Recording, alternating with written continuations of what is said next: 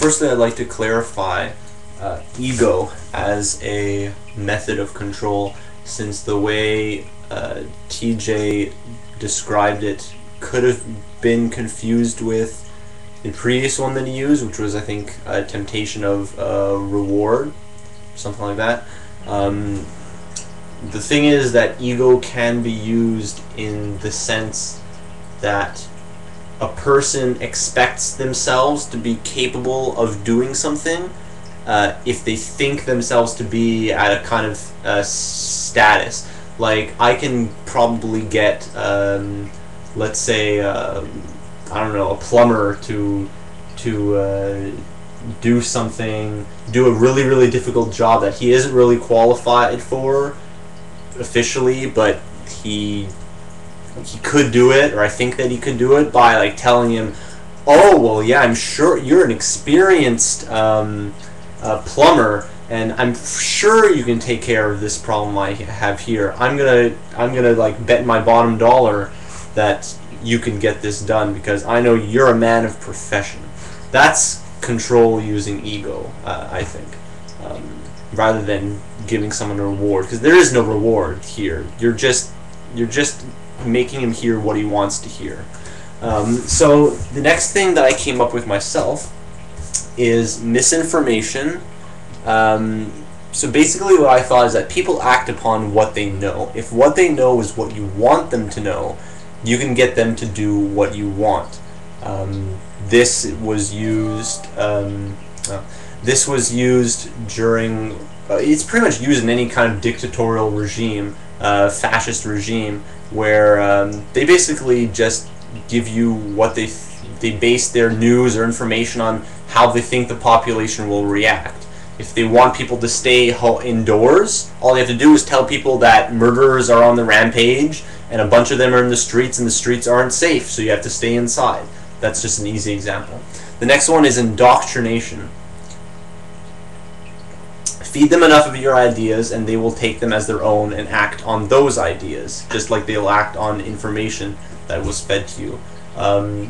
This is ranging close to, I don't know, Inception, which I'll go to later, as an actual way of controlling someone. Indoctrination is it's kind of obvious, indoctrination, but I actually, on a more subtler level, it's not like just like brainwashing. This can happen on a very subtle level because I listen to a lot of media, and it happens to be that because I agree with the certain people that I listen to more often than not. I don't like listen to people that I do listen to people that I disagree with because it's intellectually stimulating. But a lot of the times I will, when I'm talking to someone else about a certain issue that was previously discussed upon by some of the media outlets that I listen to, I find myself saying a lot of things very close to how they were said by said media outlet. I won't hide the fact. I mean, sometimes I find myself saying things that TJ has said, or stuff that other people have said, whatever. And it's funny how we will adopt ideas as if they were our own. I mean, we do it all the time, so we probably take it for granted. So yeah, it's interesting because it's kind of the opposite of what TJ said in one of his older videos about how people will have the habit of in an argument of not even accepting that they were wrong and that they're changing their mind in the argument, not to lose face, and that they'll pretend to change their mind later on their own in order to keep their self-confidence up or something. Anyway, so that's indoctrination. You can get other people to take your thoughts as their own that way, through just giving you enough of their opinion. I mean, it's not like I wouldn't adopt another view if I had heard it. It's just that I've heard this one enough, And this is the one view, I'm just talking about an X view, that I've heard enough, so I'm going to specifically go with that one. So indoctrination, sorry. Next one is persuasion.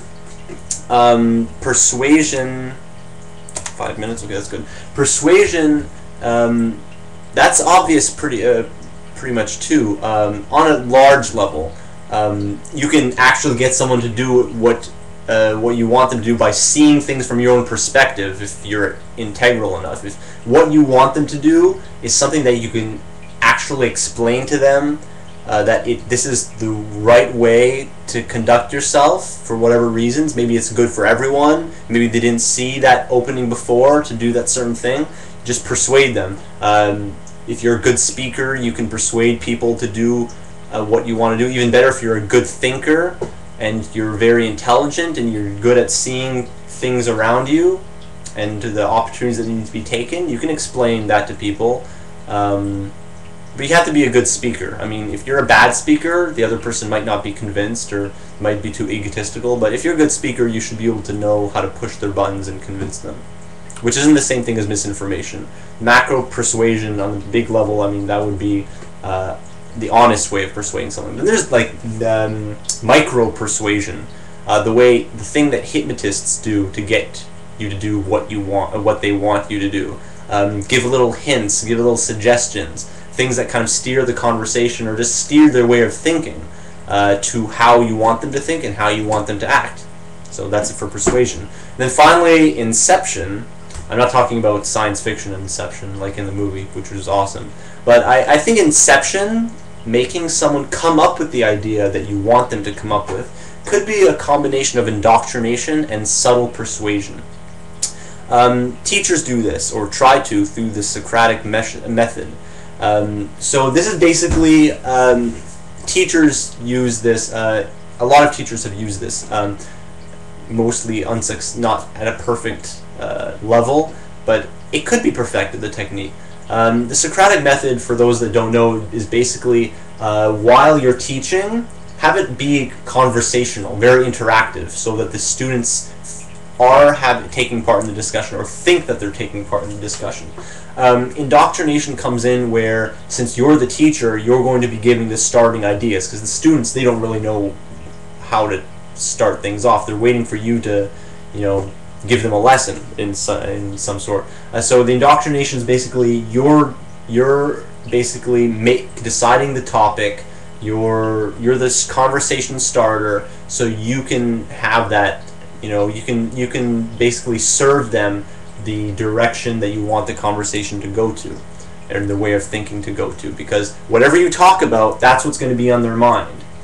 They might also agree with some other view, but as long as you don't go to that view and talk about this specific one that you want them to believe, then there's a bigger chance that they're going to be focusing on that one. Then there's the subtle persuasion, little hints and questions that you can ask them, and subtleties within how you're discussing with them and how you're talking to them that'll get them to generate the ideas that you want to generate. And basically the Socratic method is for a teacher to discuss with the student and ask them the right questions so that they come up with the answer that the teacher wanted them to come up with.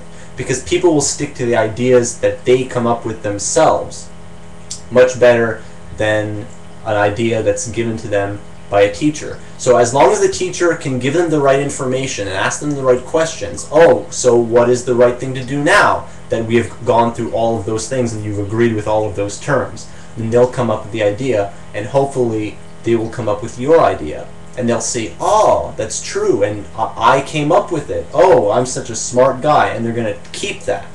And you've succeeded in incepting an idea into their mind, and you can do that with actions. People can be called to act upon especially what they've come up with for themselves, if they have strong willpower. So those are my 4.5 ways of additional ways of controlling other people. I hope you enjoyed it. 9 minutes and 50 seconds. So I'll be out.